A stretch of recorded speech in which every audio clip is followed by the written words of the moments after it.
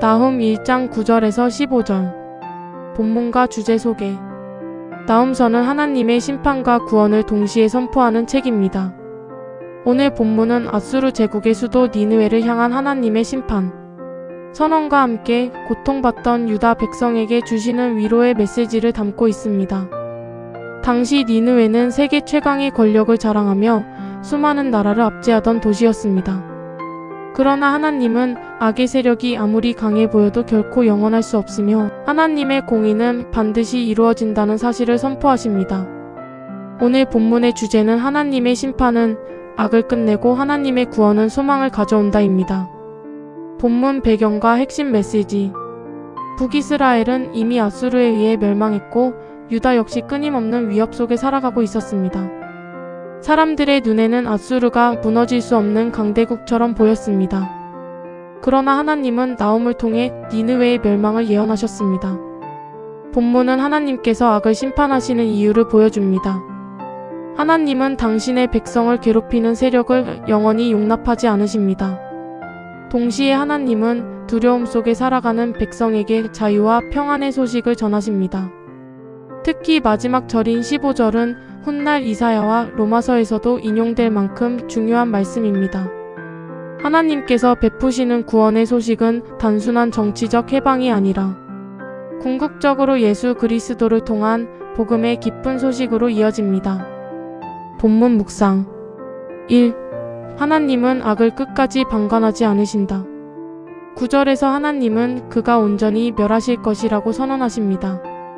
악인은 자신들의 힘과 지혜로 모든 것을 통제할 수 있다고 생각하지만 하나님은 그들의 계획을 무너뜨리십니다.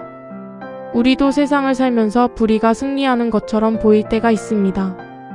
정직한 사람이 손해를 보고 악한 사람이 형통해 보이는 현실 앞에서 낙심하기도 합니다.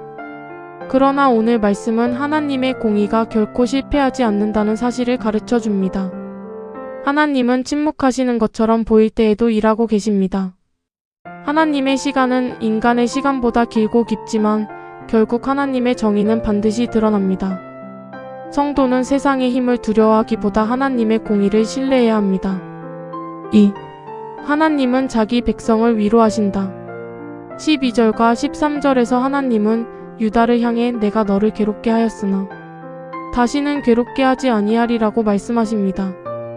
유다는 오랜 세월 동안 아수르의 압박과 두려움 속에서 살아왔습니다. 그러나 하나님은 고난이 영원하지 않음을 약속하십니다. 우리의 삶에도 끝나지 않을 것 같은 문제가 있습니다. 질병, 경제적 어려움, 관계의 상처, 미래에 대한 불안이 우리를 짓누를 때가 있습니다. 그러나 하나님은 그런 상황 가운데서도 내가 너를 기억하고 있다고 말씀하십니다. 고난은 영원하지 않지만 하나님의 사랑은 영원합니다. 하나님은 우리를 버리지 않으시며 가장 어두운 순간에도 회복의 길을 준비하십니다. 3. 복음은 언제나 아름다운 소식이다. 15절은 본문의 절정입니다. 볼지어다 아름다운 소식을 알리고 화평을 전하는 자의 발이 산 위에 있도다. 전쟁과 억압 속에서 살던 백성들에게 평화의 소식은 가장 반가운 소식이었습니다.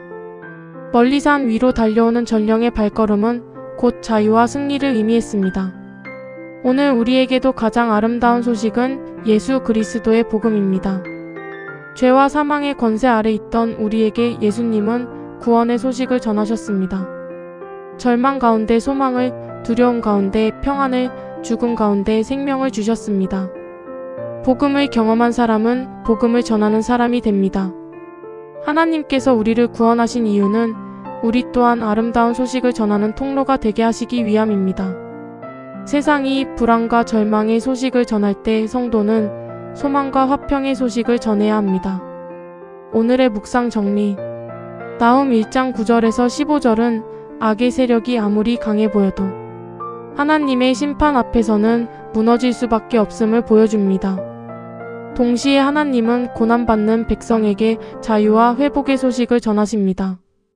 우리가 믿는 하나님은 공의의 하나님이시며 위로의 하나님이십니다. 하나님은 악을 심판하시고 자기 백성을 구원하십니다. 그러므로 성도는 세상의 권세를 두려워하지 말고 하나님의 통치를 신뢰해야 합니다. 또한 우리는 복음의 아름다운 소식을 전하는 사람으로 부름받았습니다. 오늘도 우리의 말과 삶을 통해 하나님의 평안과 소망이 흘러가기를 소망합니다. 오늘의 결단. 하나님의 공의가 반드시 이루어질 것을 믿겠습니다. 눈앞의 두려움보다 하나님의 약속을 붙들겠습니다. 낙심과 불안을 전하는 사람이 아니라 복음의 소망을 전하는 사람이 되겠습니다. 오늘 만나는 사람들에게 위로와 평안의 말을 건네겠습니다. 묵상 질문 1. 나훔 당시 유다 백성은 왜 니느웨의 멸망 소식을 위로로 받아들였을까요? 2. 내 삶에서 하나님의 공의가 이루어지기를 기다려야 하는 영역은 무엇입니까? 3. 나는 주변 사람들에게 어떤 소식을 전하며 살아가고 있습니까? 두려움입니까? 소망입니까? 구독과 좋아요를 눌러주시면 더 많은 분들과 이 묵상을 나눌 수 있습니다. 감사합니다.